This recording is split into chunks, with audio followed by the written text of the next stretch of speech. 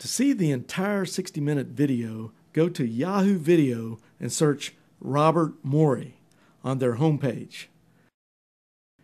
These links will also get you there.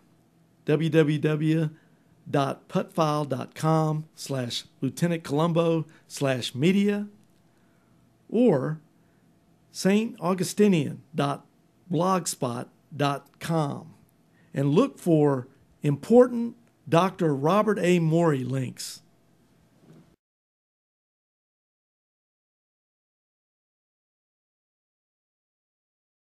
The Waleed Nassar critique of Morey's book, The Islamic Invasion. The following is the cover letter that accompanied Waleed Nassar's critique of Robert Morey's Islamic Invasion. Waleed Nassar, Master of Divinity, International Evangelist and Teacher, P.O. Box 13864, Tampa, Florida 33681-3864, USA. May 6, 1997. Reverend Larry Wessels, P.O. Box 144441, Austin, Texas 78714. Dear Larry, thanks for sending me the T.S. Bob update reports.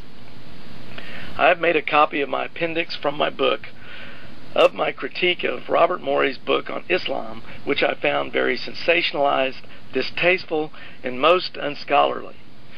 You have my permission to use excerpts and quotations from it if you need to do that. But in any case, the point here is that the author twisted the story to purposely put Muhammad to more shame.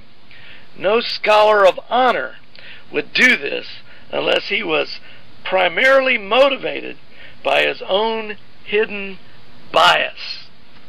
On page 90, the author claims that the Quran uses the New Testament for information about the virgin birth of Jesus. Not only is this not true, it is right out dangerous. First, the Quranic version is very different from the biblical version, the major difference being that Jesus is created by the Word of God in Mary's belly, according to the Quran, rather than being the Word who became flesh. There are also lots of other dissimilarities in the details of the two stories, such as Mary being persecuted by her family and her giving birth to Jesus under a palm tree rather than in a stable, and Jesus speaking from the cradle to defend his mother, to mention a few.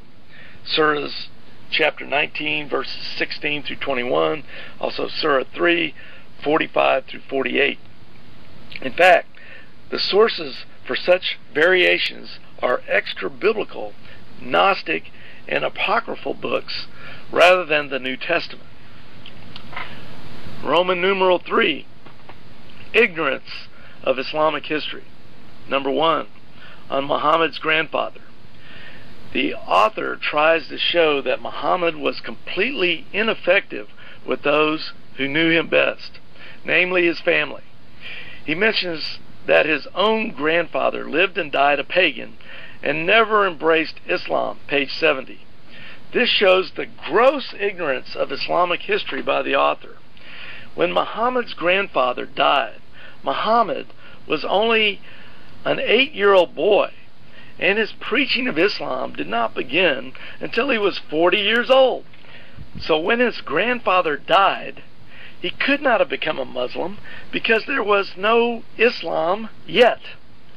Number 2, on Islamic names.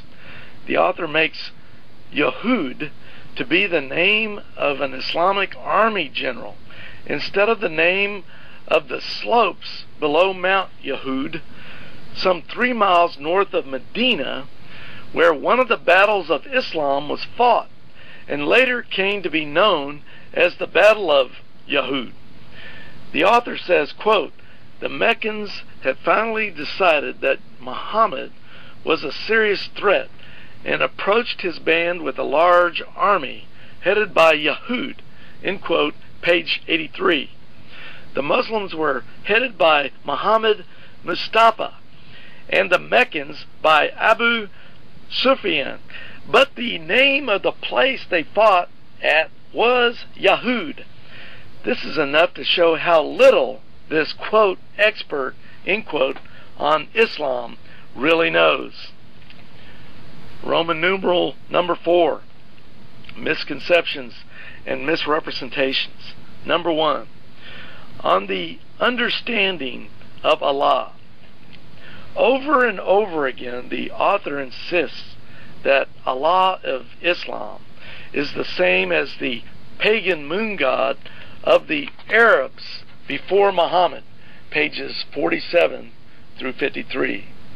And although the pagan Arabs worshipped Allah as the highest god among many gods, it is not exactly fair to say that there was no progress with Muhammad's introduction of Allah as the one and only God who created the heavens and earth and who revealed himself to the world through the Torah and the Gospel. This was a marked advance over what the pagan Arabs believed.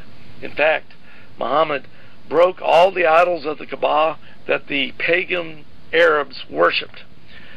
One must give credit where credit is due. Yet, of course, it was due to the influence of the Jews and Christians of Arabia that Muhammad adopted this monotheism. But you seem to go against the grain from what I've heard.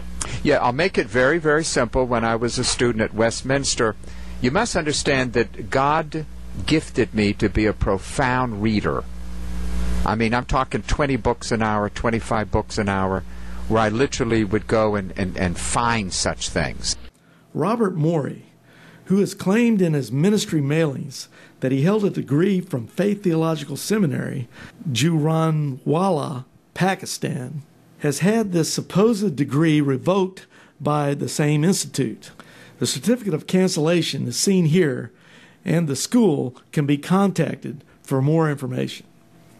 Morey claims in newsletters that he has mailed out by the thousands nationwide during different years that the Wessel brothers of Texas had embezzled and stolen large sums of money from his ministry, and therefore he needs supporters to send him as much money as they can to make up for this. Morey has consistently made these claims about the Wessels brothers, who he, in more recent years, refers to as the Russell brothers of Texas.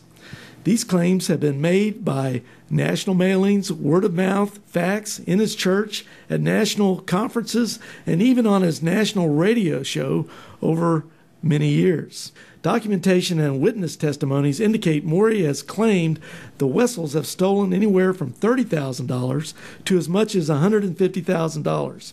Instead of turning the Wessels over to law enforcement officials for criminal prosecution, Morey has chosen to seek those who will believe his Wessels-Russell brothers of Texas story in order to secure sympathy and financial support. If Morey's claims about the Wessels and or Russell brothers are untrue, then Morey is telling false stories in order to obtain money from the public. If you or someone you know has heard this story, or more importantly, if you have actually given money to Robert Morey as a result of this story, please contact us right away.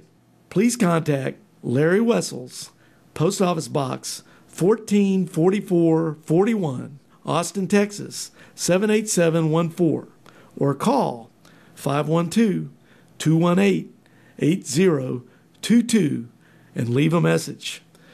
And now for a final word from Truth Seeker Robert Morey. David, welcome to Truth Seekers. Hello, Dr. Morey. How are you? I'm doing fine, having more fun than is legal.